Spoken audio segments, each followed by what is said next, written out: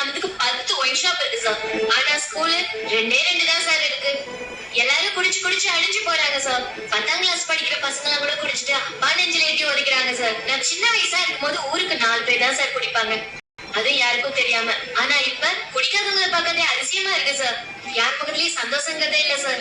குடிச்சு குரங்கு மாதிரியும் தேவாங்க மாதிரியும் தான் சார் இருக்காங்க. முக்காவாசி வீட்டுல பொம்பளைங்க ஒழிச்சுதான் சார் புள்ள குட்டிய படிக்க வைக்கிறாங்க, சோறு போடுறாங்க. பொம்பளைங்க தாலி எடுத்து அரசாங்கம் லாபம் பார்க்கலாமா சார்?